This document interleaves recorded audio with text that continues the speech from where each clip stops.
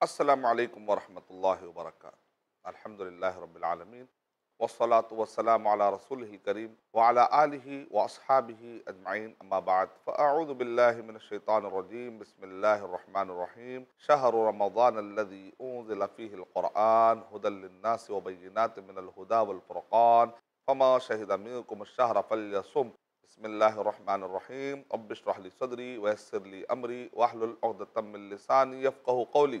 محترم ناظرین کرام، آئیے جانتے ہیں، بڑا دلچسپ ٹاپک ہے یہ بھی انشاءاللہ، اور ساتھ ساتھ میں ہم کو یہ بھی پتہ چلے گا کہ اسلام کے 5 ارکان ہے کیا۔ اس سے پہلے بھی اس بہانے کہ آخر تعلق کیا ہے جانتے جانتے ماشاءاللہ آسانی کے ساتھ ایمان کے 6 ارکان بار بار ہر ایپیسوڈ میں نے اس کو دہرائے تھے تاکہ ہمارے سننے والوں کو یاد ہو جائے، کیونکہ یہ بہت عیب کی بات ہے کہ ہم اپنے آپ کو مسلمان اور مومن ہونے کا دعویٰ یا ٹرائی کرتے ہیں، محنت کرتے ہیں کہ ہم مومن ہو جائیں، لیکن ہم کو اسلام کے 5 ارکان نہیں معلوم، ایمان کے 6 ارکان نہیں معلوم۔ تو آئیے ایک مرتبہ پھر دہراتا ہوں، میں بار بار دہرانے سے آپ کو علم مل جاتا ہے، مجھے اس سے لینا دینا، لیکن دہرانے کے پیچھے حکمت کیا ہے؟ کیونکہ سننے والوں میں معصوم بچے بھی ہوتے ہیں، مائیں ہیں، بہنیں ہیں، ہر لیول کے علم والے ہوتے ہیں۔ کوئی صاحب علم ہو سکتا ہے کہ بار بار یہ سمجھے کہ کچھ چیزیں دہرائی جا رہی ہے، لیکن اس کے پیچھے حکمت یہ ہے کہ آڈینس کو پورے طریقے سے، اجتماعی طریقے سے ہم جب تک کلیکٹیو ایفورٹ نہیں لگائیں گے، پورے مجتمع کو ایک یونیفارمٹی میں نہیں لائیں گے، تب تک اصلاح کا جو بڑا کام ہے، عظیم کام ہے نا، وہ ہمارے لیے مشکل نظر آتا ہے۔ قرآن مجید میں بھی بار بار چیزیں دہرائی گئی ہیں۔ قرآن مجید پر کچھ لوگ اعتراض کر کے کہتے ہیں کہ قرآن مجید میں قصے بار بار کیوں آئے ہیں، بار بار ہونے سے بوریت ہوتی ہے۔ میرے بھائی، ہر چیز بار بار ہونے سے بوریت نہیں ہوتی۔ کیا آپ سانس بار بار نہیں لیتے؟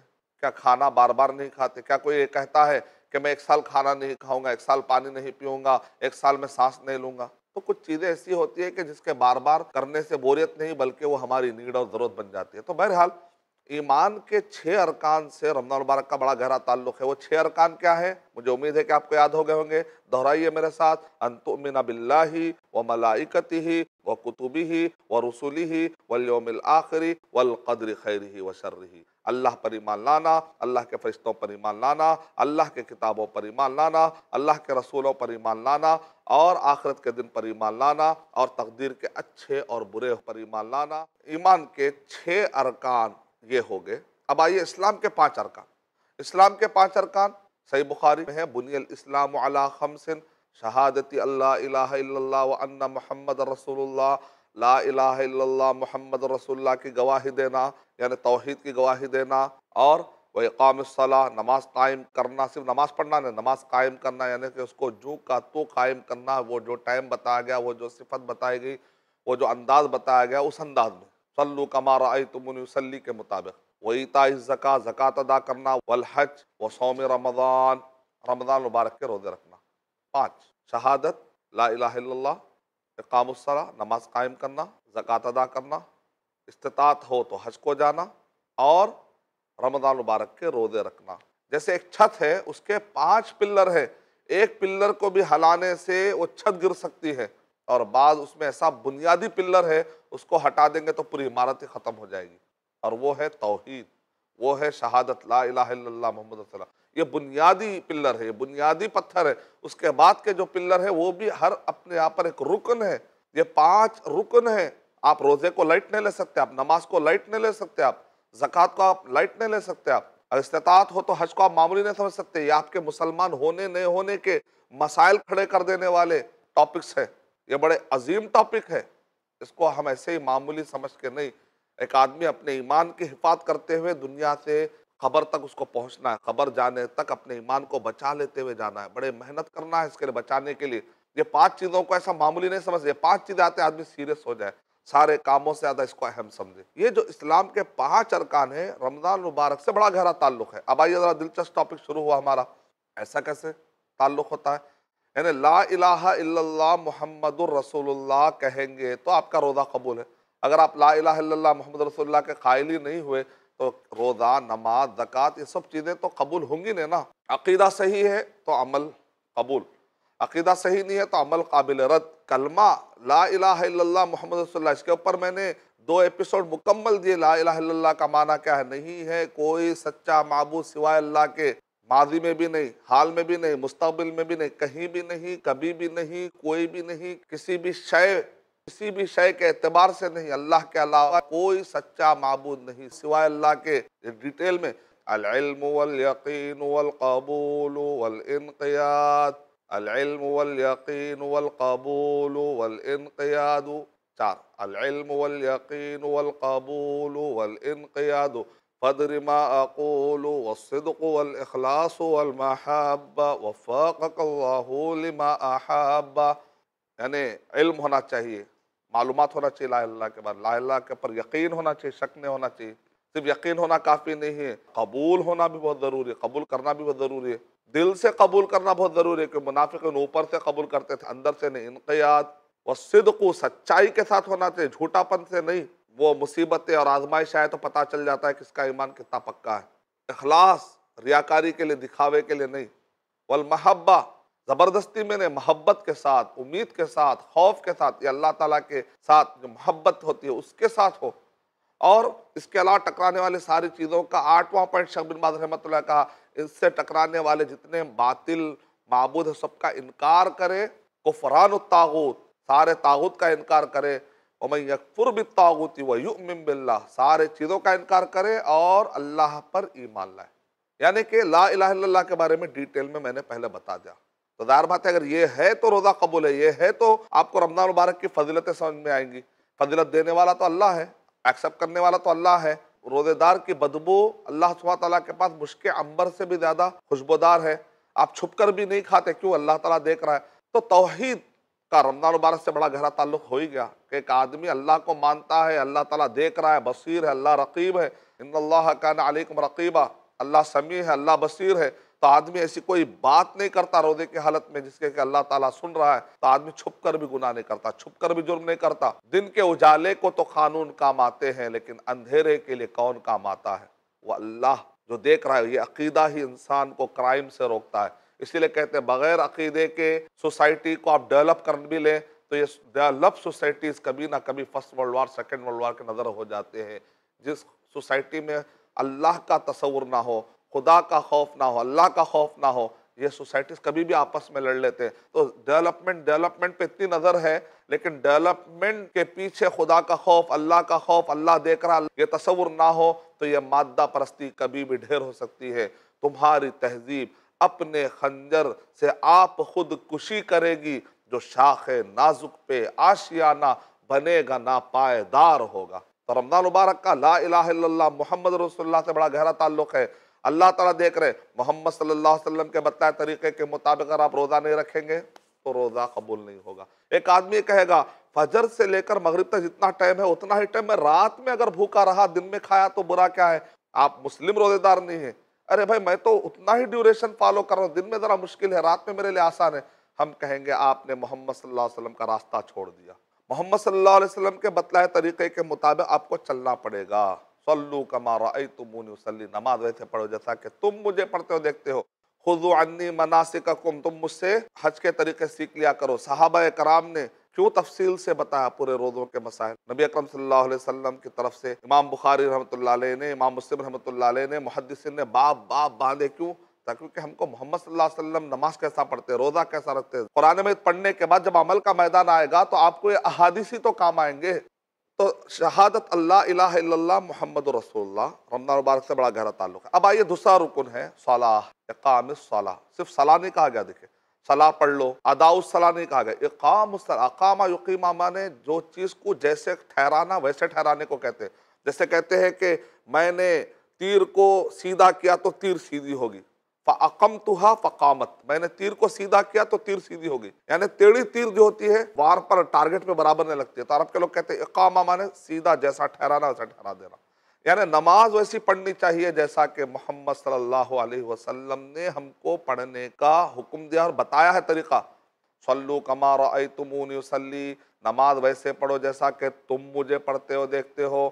صلو کما رأیتمونی، جیسا میں نماز پڑھ رہا ہوں ویسے تم کو نماز پڑھنا ہے۔ تو نماز کا رمضان المبارک سے بڑا گہرا تعلق ہے۔ اب ایک آدمی جنرلی کیا ہوتا ہے، دنیا میں جب جشن کا موقع ہوتا ہے تو لوگ کھیل کود میں بزی ہو جاتے ہیں۔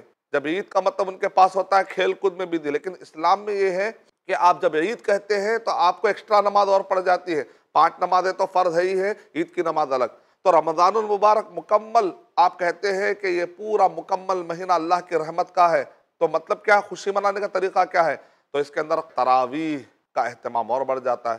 عام دنوں میں ایک آدمی قیام اللیل کرتا ہے، لیکن تراویح اس کے ٹائمنگ ہی بدل دی گئی، یعنی کہ آپ دیکھتے ہیں کہ قیام اللیل جو ہوتا ہے وہ 12 کے بعد ہی، نصف اللیل کے بعد ہی تصور ہے، لیکن جب رمضان مبارک آتا ہے تو نصف اللیل سے پہلے بھی آپ کو تراویح کا ایک تصور مل جاتا ہے، یعنی کہ نماز کا اہتمام دیکھیے آپ نبی اکرم صلی اللہ علیہ وسلم کے زمانے میں، یعنی پوری رات آپ کو نماز پڑھنے پر ابھارا جا رہا ہے کہ نہیں ابھارا جا رہا ہے؟ من قام لیلۃ القدر، جو کوئی لیلۃ القدر میں قیام کرے گا تو اس کی الگ فضیلت ہے، غفر لہ ما تقدم من ذنبہ، جو کچھ بھی گزرا ہے سب معاف ہو جاتے ہیں، صغیرہ گناہ تو معاف ہو ہی جائیں گے، احتساب ہو، ایمان ہو، اور بڑے بڑے گناہوں سے معافی کی طلبگاری اگر ہو، دوبارہ نہ کرنے کا احساس ہو، عزم ہو، وعدہ ہو اللہ تعالیٰ سے، جو کچھ ہوا اس پر ندامت ہو، اعتراف ہو، حقوق العباد ہے تو اس کو واپس کر دیا جائے، تو ایسے وقت پر اگر وہ قیام اللیل، ایسا قیام اللیل ہو جائے، نماز دیکھیں، نماز اللہ تعالیٰ کو ٹھہرنا کتنا پسند ہے۔ پرانے زمانے میں بادشاہ کہتے دیو کتنے لوگ ٹھہرے میرے لیے، کتنے لوگ ٹھہرے ہوئے، بادشاہ سلامت آپ کے لوگ کتنے لوگ ٹھہرے ہوئے، تو بادشاہ کہتا تھا دیکھیں میرے پاس بھی کتنے لوگ ٹھہرتے۔ یہ ایسے جو لوگ ہوتے ہیں یہ سروں پر تو حکومت کرتے ہیں، دلوں پر حکومت نہیں کر پائیں گے، اور لوگ جا کر گھنٹوں گھنٹوں ٹھہرتے ہیں ہیرو کو دیکھنے کے لیے، فلم کو دیکھنے کے لیے، اپنے پسندیدہ چیز کو دیکھنے کے لیے گھنٹوں گھنٹوں ٹھہرے رہتے ہیں، پلک جھپکے بغیر دیکھتے رہتے ہیں، بادشاہ کے پاس اپنی دعائی پوری کرنے کے لیے راتوں رات ٹھہر جاتے ہیں۔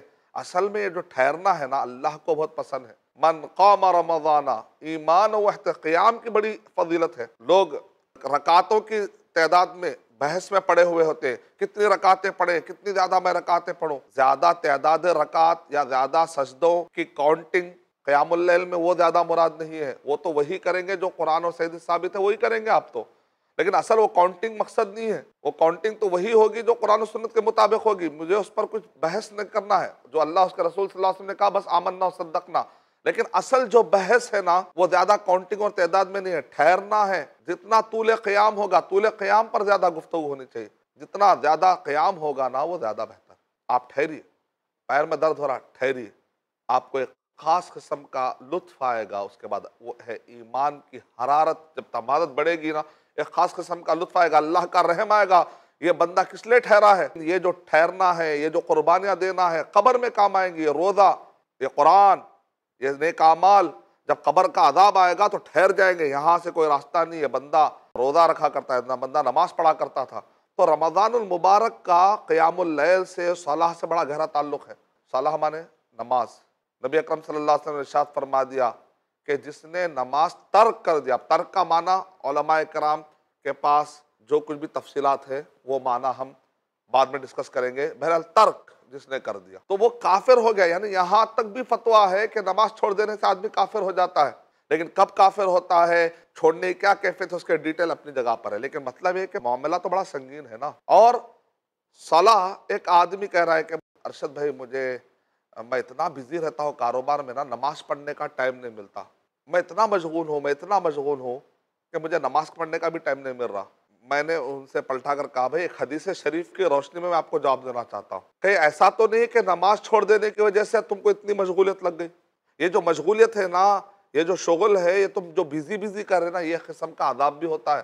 بعض اوقات unnecessary اتنے کام آ جاتے ہیں کہ آدمی بزی ہوتا ہے۔ مثال کے طور پر آپ جو ہے نا کہتے ہیں، فون کرتے ہیں، بھائی صاحب ہلو السلام علیکم، بھائی صاحب میرا فلاں کام کر دو نا، وہ آدمی کہتا ہے ارے بے فکر رہو، میں آپ کا کام بھی کر لیتے آؤں گا، تو آپ کا جانے آنے کا 1-2 گھنٹے بچے کہ نہیں بچے؟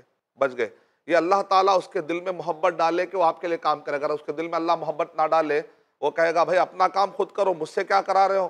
اگر وہ آدمی اسٹیپ کی بات کرے تو آپ کے 1-2 گھنٹے تو جائیں گے نا، لیکن اس کے دل میں محبت کس نے ڈالی؟ اللہ تعالیٰ نے ڈالی۔ تو اللہ سبحانہ و تعالیٰ کو معلوم ہے کہ کہاں سے آپ کا ٹائم سیو کرنا ہے، ٹھیک ہے، اللہ تعالیٰ کو معلوم ہے کہ کہاں سے آپ کا ٹائم سیو کرنا ہے، لیکن ایک آدمی کہتا میں نماز نہیں پڑھتا، تو اللہ تعالیٰ کیا مخلوق سے دلوں سے محبت ہٹا لیتے۔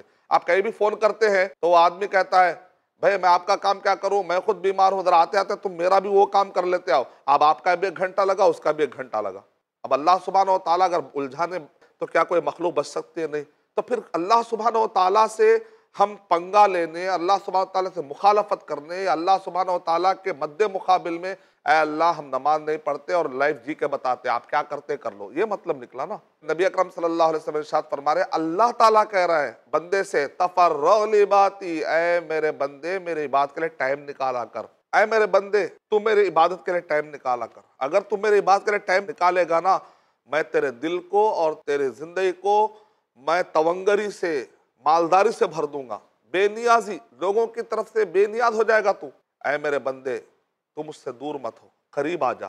نماز پڑھتا ہے تو بندہ اللہ کے قریب آ، تو مجھ سے اگر دور ہوگا نا، تو اگر نماز نہیں پڑھے گا، میں تیرے ہاتھوں کو مشغولیت سے بھر دوں گا، اتنا بزی کر دوں گا، اتنا بزی کر دوں گا کہ تیرا کام ختم ہوگا ہی نہیں۔ تو جو لوگ یہ کہتے ہیں، مجھے بڑا افسوس ہوتا ہے، وہ لوگ کہتے ہیں ہم اتنے بزی ارشد بھائی کہ نماز کے لیے ٹائم نہیں مل رہا ہے، تو میں ان سے کہتا ہوں کہ ایسا تو ہے کہ نماز نہیں پڑھنے کی وجہ سے تمہاری جو ذہن کی مشین ہے نا، کام کرتے کرتے تھک جائے گی، تمہارا جو جسم ہے نا کام کرتے کرتے کرتے تباہ ہو جائے گا۔ کیوں اللہ سبحانہ وتعالیٰ سے تم مقابلہ آرائی کر رہے ہو؟ کیوں مقابلہ کر رہے ہو؟ نہیں ارشد بھائی میں اللہ سے مقابلہ کہاں کر رہا ہوں، میں تو اللہ کو بہت چاہتا ہوں، چاہ لینے سے کچھ نہیں ہوتا، فرمان احکامات کو بھی ماننا ہے۔ ایک آدمی کہہ رہا ہے کہ بھائی میں محبت کرتا ہوں، لیکن اپنی جھوٹی محبت کا وہ دعویٰ کر رہا ہے، اس کو پتہ ہی نہیں ہے کہ نماز پڑھنے کا مطلب یہ ہوتا ہے کہ وہ اللہ سبحانہ وتعالیٰ سے گویا کہ وہ معاہدہ کرتا ہے، اس نے جو معاہدہ کیا ہے اس معاہدے کو پورا کرتا ہے۔ اللہ نے حکم دیا اقیموا الصلاۃ، نماز قائم کرو، تو بس نماز قائم کرنا ہے۔ اللہ تعالیٰ قرآن مجید میں ارشاد فرما رہے وَلَا تَكُونُوا مِنَ الْمُشْرِكِينَ، تم نماز کو قائم کرو اور تم مشرکین میں سے مت ہو جاؤ۔ یعنی مطلب یہ ہے کہ آدمی شرک کے راستے پر چلا جاتا ہے اگر وہ نماز نہیں پڑھ رہا ہے، تو کہاں چلا جا سکتا، اندازہ لگائیے آپ۔ یہ اسلام کے بنیادیں ہیں، اس کو ہم معمولی نہیں سمجھ سکتے۔ اسی لیے ایک عالم صاحب نے بڑی اچھی نصیحت کی، وہ کہتے تھے، عام طور پہ ایک جملہ مشہور ہے نا، جان جائے لیکن وچن نہ جائے، تو وہ کہہ رہے دراصل یہ جملہ نماز کے لیے فٹ ہوتا ہے۔ ایک توحید والے کے لیے، ایک مسلمان کے لیے ایمان لانے کے بعد سب سے زیادہ امپورٹنٹ چیز کیا ہوتی ہے؟ نماز۔ تو اصل میں کیا، جان چلی جائے لیکن نماز نہ جائے، کچھ بھی ہو جائے۔ آپ کو اٹھنا مشکل ہے تو الارم رکھیے، پاورفل الارم رکھیے، دوستی کریے، ایسے ایسے دوست پیدا کریں جو آپ کو فجر میں اٹھائے۔ آپ ماحول ایسا بنائیے کہ نماز قائم کرنے کے لیے آپ کو موقع مل جائے۔ کچھ لوگ کیا کرتے ہیں، میں نے دیکھا بڑے اچھے لوگ ہوتے ہیں، وہ لوگ کیا کرتے ہیں، جہاں جب بھی کوئی کرائے کا گھر لینے کی کوشش کرتے ہیں تو ایسے ڈھونڈتے ہیں کہ اترتے ہی نیچے مسجد رہے۔ تو اس کا فائدہ کیا ہوتا ہے کہ 5 مرتبہ آپ کو نماز پڑھنے کا مسجد میں موقع مل جاتا ہے۔ نبی اکرم صلی اللہ علیہ وسلم نے ارشاد فرمایا اگر تمہارے دروازے کے پاس یا گھر کے پاس اگر کوئی نہر ہو اور اگر اس میں 5 مرتبہ کوئی آدمی صفائی کرے تو کیا حل یبقى من درنہ شیء، کیا کوئی کسی قسم کی غلاظت یا کوئی گندگی رہتی ہے؟ کہا صحابہ اکرام نے نہیں۔ تو کہا 5 نمازوں کی مثال بھی ایسی ہے کہ جب بندہ اس کا اہتمام کرتا ہے تو یہ 5 نمازیں بھی اس کے پورے گناہ کو دھل دیتی ہیں، کفارات، یہ مکفرات، اس کے گناہوں کو دھلنے کا بہترین ذریعہ ہے۔ مؤذن کیا کہتا ہے، حی علی الصلاۃ تو حی علی الفلاح، تم نماز پڑھو گے تو کامیابی ملے گی۔ لیکن ہم کیا کہتے ہیں معلوم، اچھا بھائی پہلے میں خوب کما لیتا ہوں، بعد میں ریٹائرمنٹ کے بعد نماز پڑھتا ہوں، کیونکہ جیب میں پیسہ رہا، بینک میں پیسہ رہا، پاکٹ میں پیسہ رہا تو ذرا میں سکون سے پڑھ سکتا ہوں۔ میرا پیٹ جو ہے بھوک میں ہے، میں کیسے پڑھوں گا؟ تو لہٰذا میں سکون میں رہوں گا، پہلے میں پیسہ کما لوں گا، کامیابی حاصل ہو جائے گی تو تب جا کے میں نماز پڑھوں گا۔ تو اللہ تعالیٰ کیا کرے، تب تم اذان کو پلٹ دو گے کہ حی علی الفلاح تو حی علی الصلاح، پہلے ایک فلاح ہے تو اس کا نماز ہے نہیں۔ تم وہ جو کہہ رہے ہو تم کو اللہ سبحانہ تعالیٰ وہ دے گا جس سے انشاءاللہ تم راضی ہو جاؤ گے، بشرطے کہ تمہارے اندر اللہ سبحانہ تعالیٰ کے ناموں اور صفتوں اور اللہ سبحانہ تعالیٰ کے احکامات اور اللہ تعالیٰ کا تعارف تمہارے پاس صحیح رہے گا تو انشاءاللہ تم راضی رہ جاؤ گے۔ جو تم کو ملے گا اسی میں قناعت کرو تو انشاءاللہ تم دنیا کے سب سے بڑے مالدار ہو جاؤ گے۔ نماز پڑھیں گے تو کامیابی مل جائے گی، دنیا کی کامیابی، آخرت کی تو کامیابی، قبر میں تو کامیابی انشاءاللہ ہے ہی ہے، دنیا میں بھی کامیابی مل سکتی ہے۔ ایک آدمی کہے گا نہیں میں دنیا کے فائدے کے لیے نماز نہیں پڑھتا، کیوں بھائی، کیا برا کیا ہے؟ دنیا میں بھی اگر فائدہ ہو رہا ہے، آم کے آم گٹھلیوں کے دام، اگر ایک آدمی درخت لگاتا ہے پھل کے لیے اور ساتھ میں سایہ ملتا ہے تو برا کیا ہے؟ دنیا میں بھی فائدے ہوتے ہیں، کوئی بری بات نہیں ہے، لیکن اصل مقصد ہمارا آخرت ہے، یہ پکی بات ہے۔ قبر میں ہم کو نجات ہونی چاہیے، سکون ملنا چاہیے۔ ایک جہاں پر نماز ٹھہر جائے گی، عذاب آنا چاہے گا، نماز ٹھہر کر کہے گی نہیں نہیں بندہ میری حفاظت کرتا تھا، آج میں اس کی حفاظت کروں گا، اللہ اکبر۔ اس کے لیے چاہیے ایک بڑی چیز پانے کے لیے آپ کو محنت کرنا پڑے گا، تھوڑی تکلیف اٹھانا پڑے گی آپ کو۔ تو ایک آدمی کہے گا دنیاوی فائدے ہو سکتے ہیں، وہ کیا وَاسْتَعِینُوا بِالصَّبْرِ وَالصَّلَاةِ، کہ تم صبر اور صلاح کے ذریعے سے مدد مانگو۔ لوگ کہتے ہیں اے اللہ تو مدد بھیج، اے اللہ تو مدد بھیج، ایسا ہاتھ اٹھا دینے سے مدد آتی نہیں ہے، نماز نہیں پڑھ رہے آپ۔ اگر آپ اللہ کو یاد کریں گے تو اللہ آپ کو یاد کرے گا، فَاذْكُرُونِی اذْکُرْکُم، تم اللہ کو یاد کرو اللہ تعالیٰ تمہیں یاد رکھیں گے۔ سمپل معاملہ ہے کہ آپ نماز پڑھیں گے تو انشاءاللہ دنیا کے سارے چیزیں آپ کو مل سکتی ہیں۔ آپ نماز پڑھیے، نماز کی پابندی کریے، نفل نماز بھی پڑھیے۔ نبی اکرم صلی اللہ علیہ وسلم ارشاد فرما رہے ہیں کہ ایک بندہ میرے قریب ہوتا ہے فرض نمازوں کے بعد اگر کوئی نفل کام کرتا ہے۔ نفل کاموں میں ویسے تو کئی نفل کام ہے دنیا میں، روزہ نفل ہے، صدقہ نفل ہے، والنٹریلی کہیں جا کے سروس دینا ہے، دینی کام مدد کرنا، اچھے کام میں مدد کرنا، بیواؤں کی مدد کرنا، لیکن سب سے زیادہ نفل کاموں میں نفل نماز۔